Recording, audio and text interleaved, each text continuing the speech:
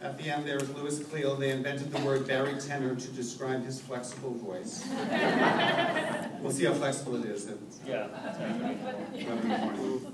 Currently in the Book of Mormon, he has been on Broadway in Swinging on a Star, Once Upon a Mattress, Spamalot, and Sometime on Sometime. And this is Betsy Wolfe,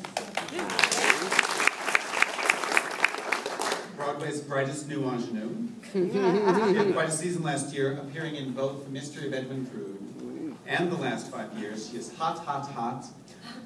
So hot she made her Broadway debut in 110 in the Shade. We're lucky to have them here. At the piano is the great Paul Massey.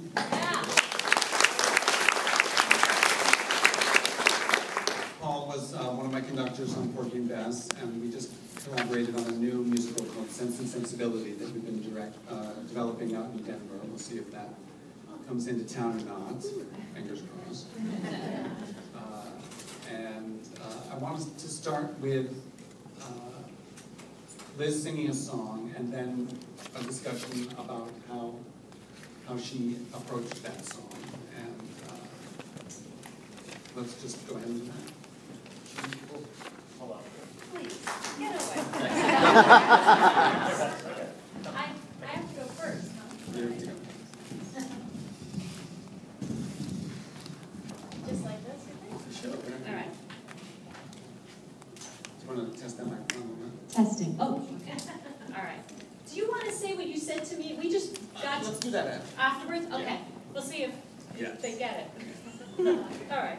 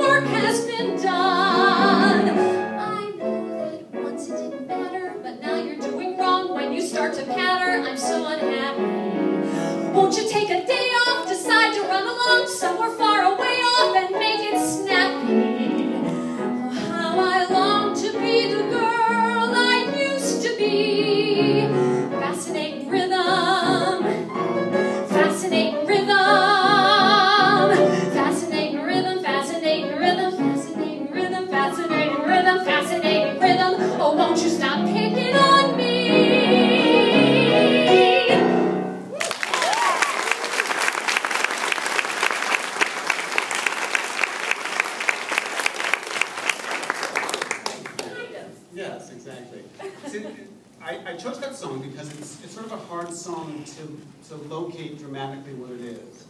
And what we talked about with how to sort of create a reality from which to sing that song, so you're not just singing words and notes, was maybe Liz was talking to her therapist about a problem that she has. You know, I've got a little rhythm, a rhythm that's driving me crazy. And the therapist suggests that she directly address the problem, which is this rhythm, you know, this earworm of a song that's gotten into her head. I thought that you did that perfectly.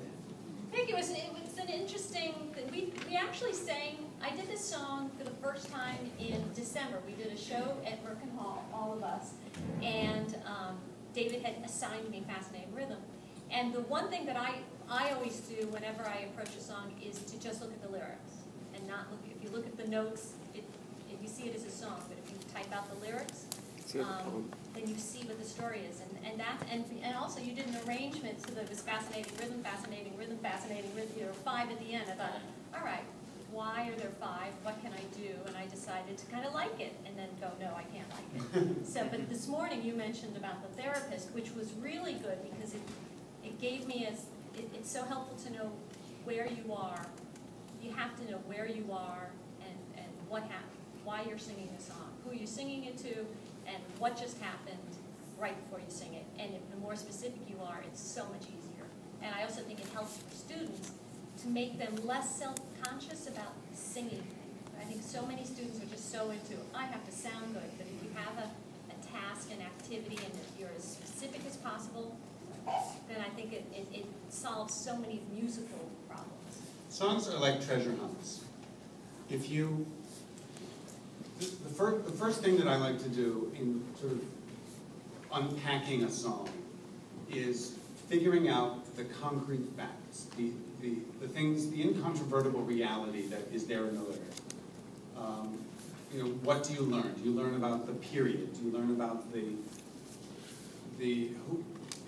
is there somebody else in the room that you're talking to? Are you addressing somebody specific? Your wife, or your girlfriend, or your friend, or your enemy, or do we learn that it's sunny outside? Do we